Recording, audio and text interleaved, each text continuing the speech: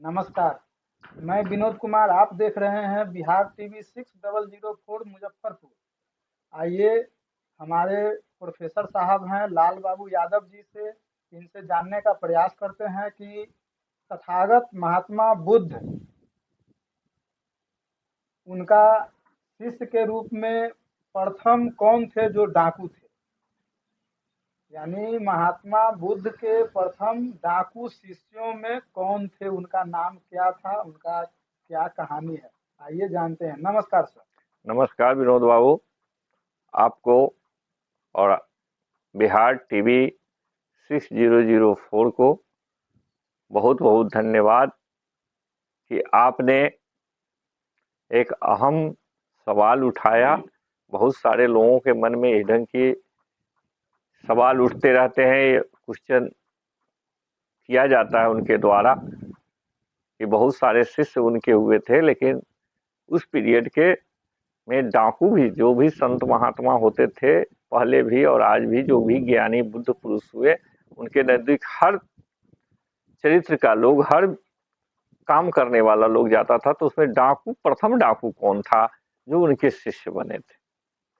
तो मुझे जो ज्ञात है उसके हिसाब से तथागत बुद्ध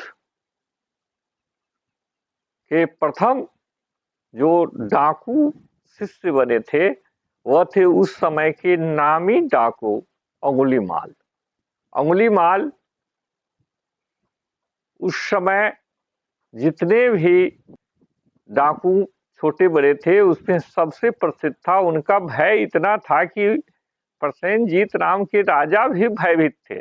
प्रजा की बात तो अलग है, उस पीरियड के राजा भी भयभीत थे और उनके जो सेनापति थे उनकी भी हिम्मत और साहस नहीं होती थी कि अंगुलीमाल को वह अपने बस में कर ले, उनको नियंत्रित करे।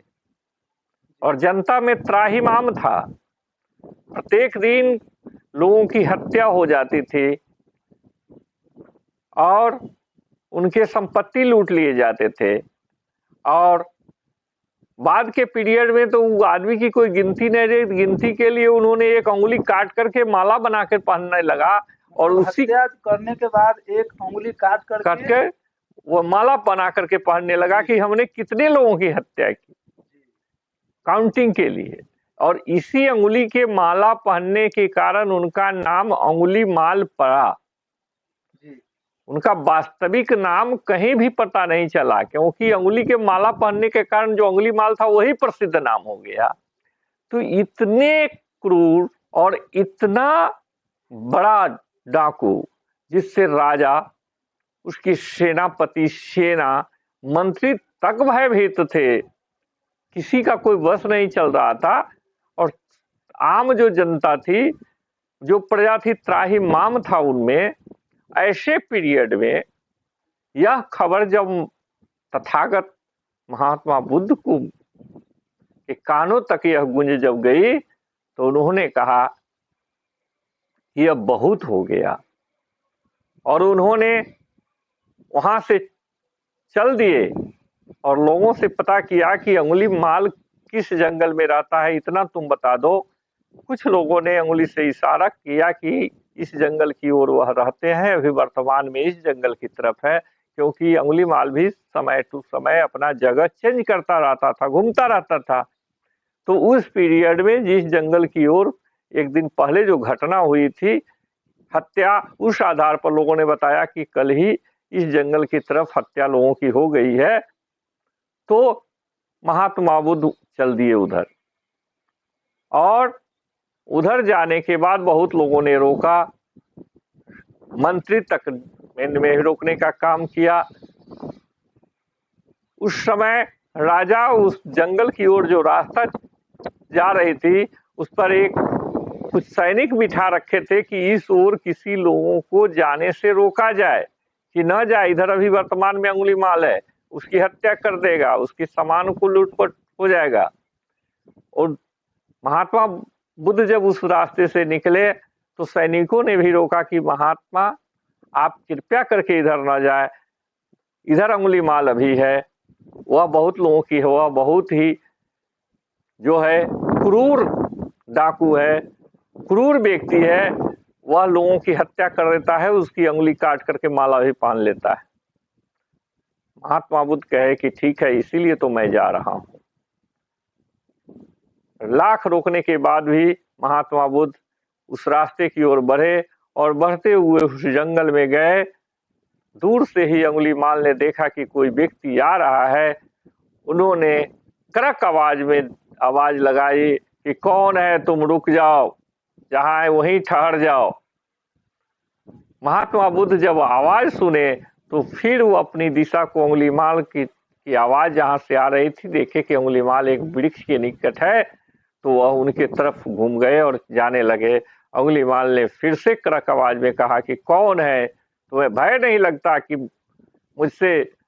महात्मा बुद्ध आगे बढ़ते गए।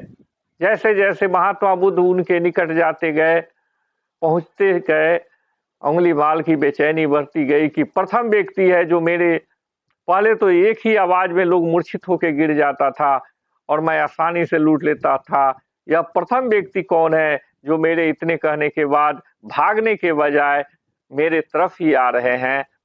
चेहरे पर सिकन तक नहीं, और किसी भी प्रकार के भय दूर दूर तक उनके चेहरा पर नहीं है। ये मुस्कुराता हुआ आ रहा है। कौन ऐसा व्यक्ति है? और महात्मा बुद्ध उनके निकट पहुंच गए और महात्मा बुद्ध ने कहा कि मैं तो कब का रुक गया, तुम भला कब रुकोगे, यह तो बताओ। अब तो ऐसी क्वेश्चन सुनते ही अंगुलीमाल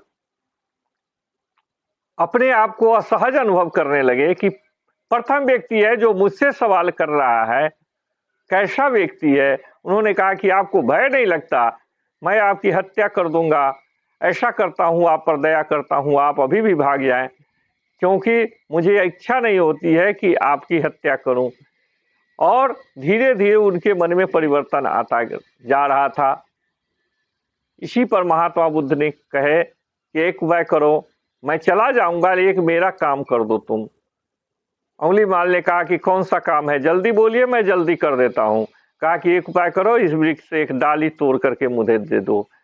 अंगुलीमाल ने ऊपर हाथ बढ़ाया और एक डाली तोड़ करके महात्मा बुद्ध के हाथों में दिया और कहा कि मैं आपका काम कर दिया, यह डाली लीजिए और आप यहाँ से चले जाइए। तो महात्मा बुद्ध कहे कि अच्छा, एक काम थोड़ा मेरा और कर दो, इस डाली को पुनः जो है जहां से तुमने तोड़ा है उसमें लगा दो। अंगुलीमाल ने कहा कि यह कैसे है, संभव ही नहीं है, जिस डाली को मैंने तोड़ दिया यह नहीं लग सकता। फिर महात्मा बुद्ध ने विनम्र स्वर में कहा, तब जब तुम किसी को तोड़ सकते हो, जोड़ नहीं सकते, तो फिर तोड़ते ही क्यों हो? जब तुम्हें किसी व्यक्ति को जिंदा करने का अधिकार नहीं है तो तुम उसकी हत्या ही क्यों करते हो? इस बात के बाद अंगुलीमाल के मन मस्तिष्क में एक झंकृत विचारधारा आई और उनका हृदय परिवर्तन होने लगा। उनके मन में बेचैनी अनुभव होने लगी कि बहुत ही असत्य की कड़ी बात है कि जो मैं किसी को बचा नहीं सकता, मैं एक डाली को जोड़ नहीं सकता, तो मुझे तोड़ने का क्या अधिकार है?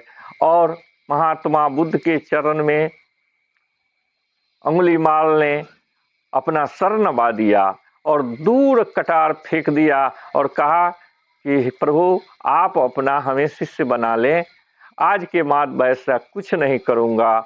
और अंगुलीमाल महात्मा बुद्ध के सबसे उच्च कोटि के शिष्य बने और उन्हें ज्ञान की प्राप्ति क्षण में ही हो गई। जो ज्ञान की प्राप्ति के लिए वर्षों लोग ध्यान करते हैं, वह ज्ञान अंगुलीमाल को बहुत कम समय में प्राप्त हो गया। धन्यवाद सर। धन्यवाद। और इसी के साथ आप सबको, सभी दर्शकों को मैं धन्यवाद देता हूं और बिहार टीवी 6004 को भी धन्यवाद देता हूं, ऐसे हम मुद्दा उठाने के लिए। और आप दर्शकों से भी मैं कहूंगा कि अधिक से अधिक आप इस चैनल को सब्सक्राइब करें और बिहार टीवी को ऐसे जो है सवाल उठाने के लिए आगे भी बहुत सारा आपके मन में जो सवाल आता रहे उसका भी जवाब मिलता रहे, तो कमेंट भी करते रहें और फॉरवर्ड अधिक से अधिक करते रहें अपने मित्रों के बीच और अधिक से अधिक लोगों के बीच। धन्यवाद।